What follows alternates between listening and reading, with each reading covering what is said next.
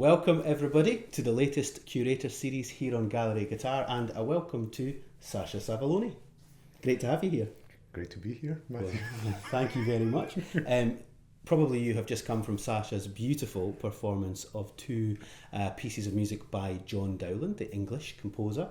And if you haven't heard those and you're just here for the chat, well, after the chat you should go and listen to Sasha's really sensitive and beautiful performance. So thank you for recording such great music. Pleasure. So tell us why. Why did you go for this, these particular pieces by Dowland and indeed that Elizabethan music? Yeah, so I mean, these two pieces are part of a bigger project that I've kind of been doing for the past few years. It all started with a commission, actually. So I commissioned a new work by Stuart McRae. The composer here, on Macbeth, and I thought maybe why not actually curate a program around it. So I started looking at some Shakespearean connected works, and then found these two works by Dowland, which were originally actually ballads, which then Dowland adapted for the lute. So you might hear the same tunes by different composers. So different settings by other people. Exactly, yeah. So as it was popular in the 19th century to arrange operatic stuff for instrumental music. Back then, in the Renaissance, it was quite popular too. Similar to do these kind of these in tabulations as well. Before that, all these kind of things where people put these things down in some form. So you commissioned a larger scale work, a contemporary work from Stuart McRae. Yeah. All around Macbeth. Yeah. So Stuart's work is on Macbeth. I always wanted Stuart to write something for the guitar. Okay. And because I know he's such an amazing operatic composer as well, dramatic composer, I wanted the music to be quite programmatic. And both of us have quite a strong connection with Shakespeare's Macbeth. So we thought, why not do Macbeth? And then that's where kind of the rest of the program kind of I started looking at other similar types of pieces and Elizabethan music generally. Exactly.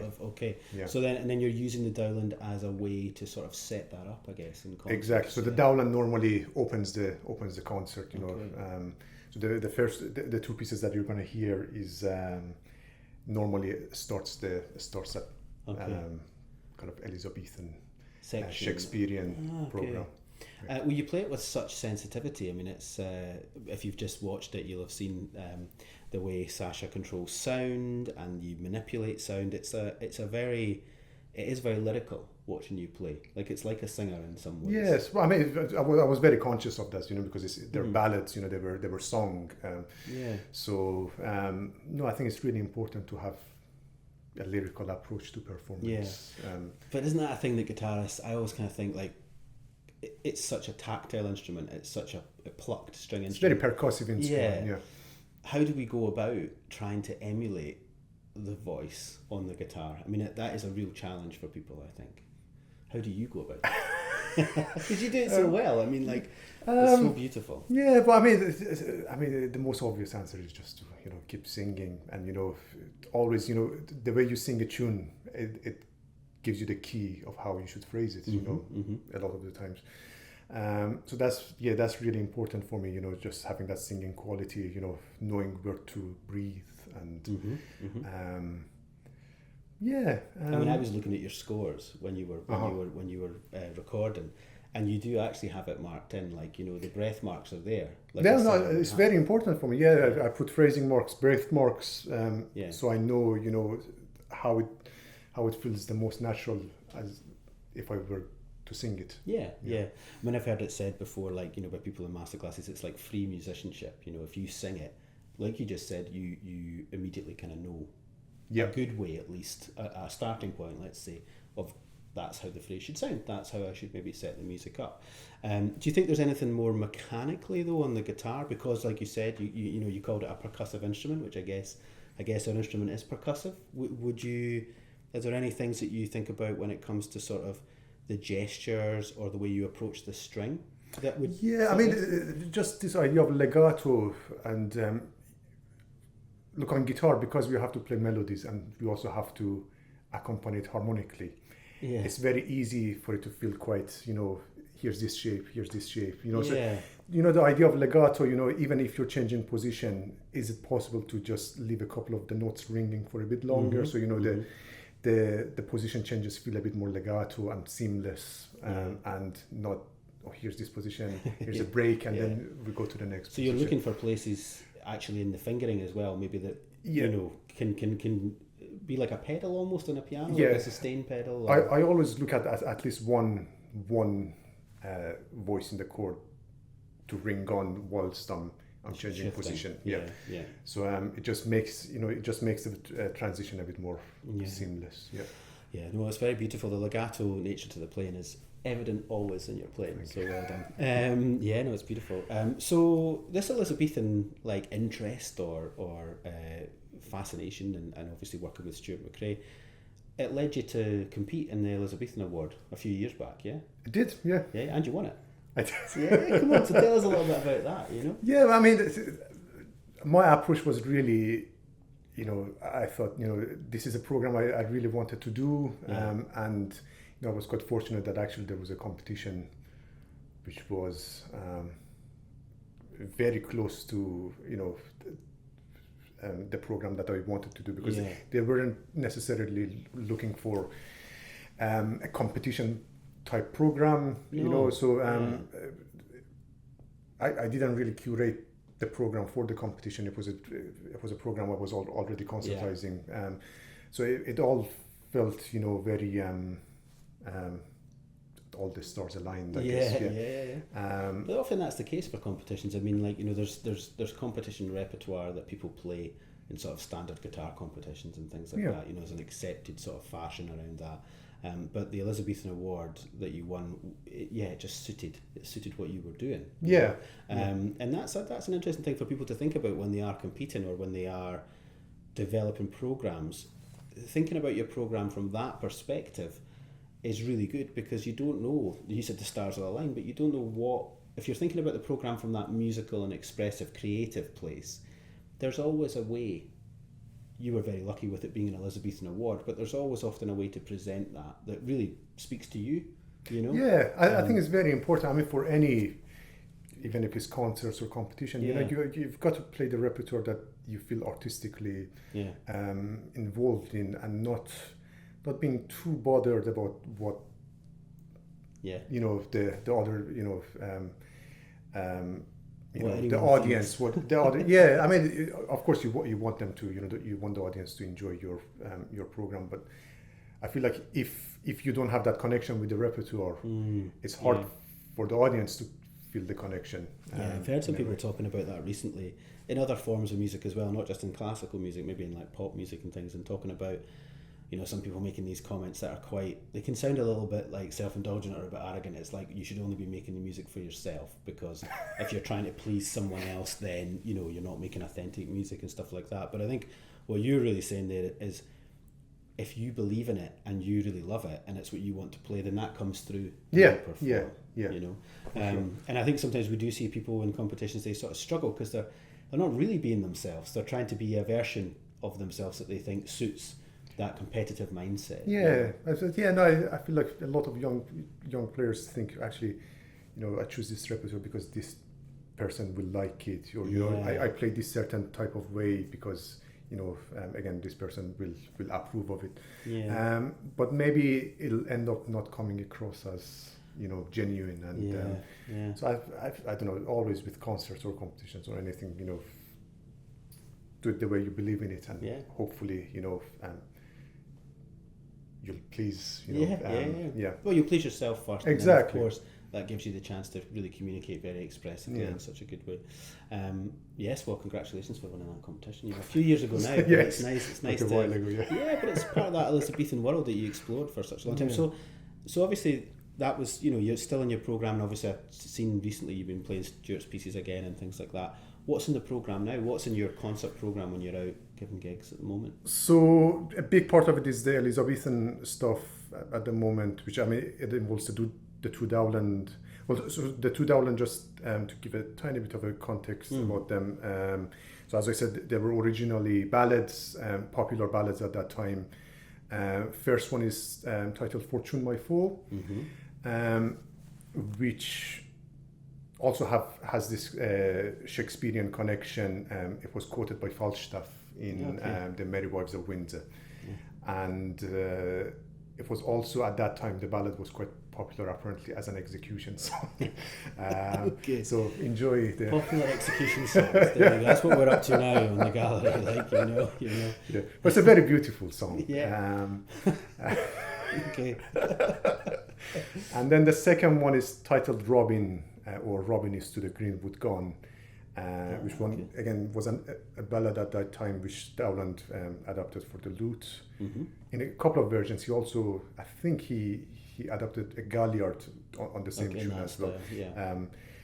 And that one was sung by Ophelia in Hamlet. So there's the connection. Exactly. The rest of the program, some other Renaissance stuff that I play by Anthony Holborn and Robert Johnson. Oh, lovely. And then of course, the Stuart McRae piece. And how long is Stuart's piece then, the contemporary work? Stuart's piece is just under 20 minutes. Okay, so that's a real substantial. It's quite substantial piece. And you're sort of building up to that with these Holborn, Johnson, Dowland. Exactly, yeah. And does Stuart quote any of these themes or any of this, or is it written more in his style, or does he? No, he doesn't quote anything, but I think he's just trying to get. My feeling is he's trying to get a sense of a particular part of the text. Okay. So, for example, the first movement is titled Tomorrow and Tomorrow and Tomorrow, which is based on the famous Macbeth speech. The other two movements are similar, so it's titled after a quote from the Macbeth. Okay. And I also do some of my own transcriptions of songs by Poulenc and Korngold. Okay, so unless we're coming to see you in concert and we can hear these Dowlands that you've recorded today moving in through Holborn and Johnson and Poulenc and all these things towards Stuart's music, is there anywhere we can hear Stuart's piece yet? Have you recorded it yet? Are you going to make it? I haven't recorded yet, but I'm hoping to record the whole project soon. Yeah. Fingers crossed. Yeah. So that'd be fantastic. Yeah. So, well, I mean, for everybody watching, because I'm sure you've been enchanted by Sasha's playing, I will keep tabs on that, and if it watch out. We'll put the details up as it comes out, because it's a fascinating way to construct a program. You know, it has a theatrical element. Yeah, it's very dramatic in a lot of ways, and hopefully, it connects the audience from another more dramatic aspect to the music as well. Whilst I've been playing the program, a lot of the audience kind of have some familiarities with some of the plays, and so they get something extra from the music, I feel like, as well. It's very interesting. A good experience to go to a concert and have that aspect of your mind also stimulated as well, because I think when we're making these narrative connections, storytelling through music, it's when music's at its strongest. For me, listening to a concert, I enjoy concerts that have this kind of thematic concept more than a random collection of music. Sometimes you go to see a guitar concert and you hear like 6 centuries of music. You're like, okay, this is time travel, but like on speed or something like. Okay, great. So we'll look out for the recording then. That'll be amazing when that gets made. So tell me about the guitar. So you'll have seen Sasha's guitar in the video and heard it as well. So you're also playing an English guitar, right? Yeah. So this is actually the only concert guitar I've ever owned. So I bought that in 2008, 2009, when I was actually in my first year undergrad. Yeah. Okay. Oh my gosh! So you played that guitar for? Yeah. Okay. Yeah. So it's been with me since my studies to my my professional career. Yeah. Really linked to you then. Really linked to. Yeah. It's I've changed through it, but also the instruments changed through the years. Because it's not a new guitar anymore. So maybe it's opened up. It's matured. Yeah. It's a guitar by, I forgot to tell the name of the maker. So it's a guitar by Rohan Lowe, who's based in Sussex. It's really beautiful. Yeah. I mean, I played a few, actually probably before you got yours. What was that, 2008, 2009? Yeah. you know, he was. I mean, his guitars are beautiful. It's a beautiful guitar, and I definitely played, I think, one or two at various festivals and stuff. You know, and always been struck by how the level of craftsmanship is really really excellent, and also they're very expressive instruments. They're very very beautiful. Yeah, you know. Yeah, and very traditional. Yeah. I think a few years ago he actually he repaired one of Bream's. Was it Hauser copy? Oh, okay. And I think that was a huge influence for him to actually. So I think now he's making a lot of Hauser style.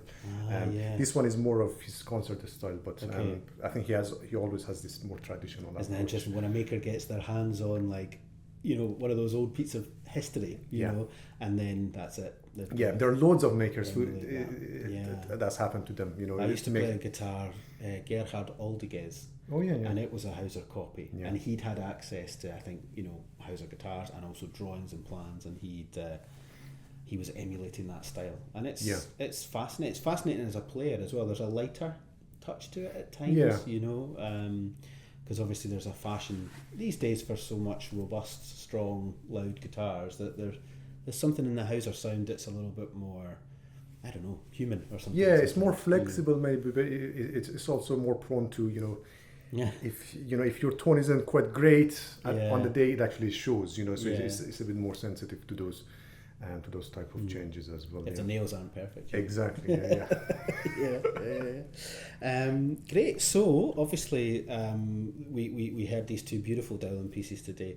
But you're not just known for playing Elizabethan music, or I feel like you're almost being presented today like you're from the Elizabethan era. Do you know what I mean? Like, I should have brought my costume. I know. But you also have an interest in Schubert, an interest in more romantic music, later music. Mm-hmm. In fact, your doctorate was all around this kind of area of music. So maybe tell us a little bit about some of the other things that you like to explore musically. You know? Yeah, I mean, the Schubert stuff was a very long doctorate. It's probably too soon. To talk to Sasha about this experience. Yeah, I did a very long doctorate on Schubert's music, which it explored a lot of transcriptions from his time to present day. I worked a lot with singers. Yeah. I did a lot of lieder, which was incredible. You know, working with amazing singers on amazing repertoire, and then. A big part of it was I made loads of transcriptions of Schubert songs for solo guitar, kind of being inspired by the Mertz transcriptions and the Franz Liszt transcriptions for solo piano. And I think on the side of that, through that, I was kind of exploring the idea of idiomaticism on the guitar, you know, so how the idea of idiomaticism changes throughout history, because the transcriptions I was doing, they started from Schubert's time, but then I was gradually coming closer to the present day, and you know, how, you know, different instruments, different techniques. Was it getting easier or harder then? Like, do you think? Well, I mean, as the techniques kind of evolve, you know, more things are possible. So it's funny. I mean, the idea of idiomaticism changes on guitar as well. You know, you play a piece by Giuliani, and then you play a piece by Tarrega, and then you play a piece by Brouwer, and they're all very different, but they're all very guitaristic. So something that might have not been idiomatic 300 years ago is now feels, you know, very. Even the way we spell chords on the guitar is so strange. You know, every triad would be spelled very clearly on a keyboard, but even just some of our basic chord shapes, actually, they ignore the third and go straight to the fifth, or they jump in really strange ways. So often, like when you're teaching theory to guitar students, they sort of look at the chords you've shown them and go, but wait a minute, and you go, no, forget this for a second. This is how a chord is made, you know? So I think, like, you know, the idiomatic nature of our instrument it's fascinating. I mean, those three composers, was it Brouwer, Tarrega and Giuliani, their relationship is totally different. Yeah, and the music is completely different. I guess, I mean, a big part of it was change of technique, but, you know, just musical styles, change of just audience demand as well. You know, in the early 19th century, most of the demand was amateur music. So you know, you see a lot of the stuff is having that in their mind, and then you play a piece by Mertz, which is much more virtuosic, and you can tell, actually he's wrote a lot of it just for himself, actually, as a performer. And so a lot of these things actually change, well, even publishing music as well. Like if we're publishing music for the amateur market, then we're not publishing the more virtuosic stuff. I think a lot of Caruli's repertoire suffered. There's more virtuosic stuff was never published because the publishers were like, well, these people aren't going to play it, so we're not publishing this, Exactly. Okay, very interesting. So you're obviously been drawn to that. Again, it's song, comes back to singing. Everything's singing. Yeah, it's funny how my kind of past few years have. I mean, it's always been very important to me. But yeah, So okay, imagine you had another go at it, right? And you weren't going to be a guitarist. You were going to be able to be a musician, but something else. Would you come back as a singer then, or would you? There's so much amazing repertoire. The singer, for sure, that would be an option. Yeah. I don't think I'll be a very good singer though. Well, you've got a great voice. Yeah, but I mean that's just a small part of it. Yeah. Okay, but my breath control is quite shocking. So. But it's lovely to hear a guitarist thinking about music in that way, because it is. I think it's a hard instrument for people to do that. I mean, you talk about it so naturally, and it is something that's been part of your development as a guitar player, to think like a singer. And I hear it said at masterclasses. Obviously, it's something that really helps people singing. But I also see a detachment sometimes from audiences, and they don't know. Well, how do you do that? Like, okay, I've heard someone say, sing, just try and sing the phrase. And of course, we know the bit when someone in a masterclass, like, maybe a younger person's asked to sing, and the last thing they want to do, they're happy playing the guitar, no problem, but they don't want to open their mouth and start singing. Yeah. That's why they chose to play the guitar. And it is really hard sometimes to jump over that hurdle, because it can be a self-conscious thing. It can be, just like like that thing of how do we do it? How do we emulate that? But it's so positive to hear, and hear you talk about it, that it's embedded. It's not just a gimmick. It's like right from the ground. I think the key is, both of us teach as well. The key thing is just the student has to. It's not just for that one masterclass. They have to continue doing it. So it actually feels supernatural. A lot of it, you see in a masterclass, the student does it and they feel very embarrassed, and then they never do it again. Exactly. But experiences. No, never. But I mean, the key is actually just keep doing it. It's just it's the practice that just makes it feel natural. And also, it's not about being a good singer. I mean, I have a really bad singer. I sing out of tune, but like I will do it, and I will walk about the house, or even if it's whistling, can do it as well. Humming the tune, but it's finding like, oh, that's the length of the phrase. Yeah, I need to keep connecting the notes together. Because on the guitar, it's really easy. Like you were saying, which I thought was a really interesting point. You decide one note in a shift, and one note in a chord, going from one chord to the next. I'm going to try and leave that one longer so that I get that sense of legato. That means you've gone to the length of identifying the connectivity, and that's just what I think the most basic idea of singing does. Is it identifies the connection, identifies the length of the line. And I mean, I've seen really great musicians. Sometimes lucky enough to see their sheet music, in the green room, like at halftime of a concert, and it's big long phrase lines. It's and maybe colours of phrases as well, and it's so obvious, but important. But we have to do it, So even if you ever get asked to do it in a masterclass and you think, I hate it, listen to Sasha, because he actually does keep going. Keep doing it. Keep doing it. Well, listen, Sasha, it's been a pleasure to blether to you today. Thanks so much for having me. To have you up at the gallery again. I mean, you were up a while ago recording some Roland DNs for one of the projects. That's right. Yeah. Of Productions Doors a while back, and it's been great to have you back to do your own thing. Playing us some beautiful Dowland and listening a little bit to you chatting about music. Thank you so much. Thanks for having me. It's been a joy. As always. See you very soon.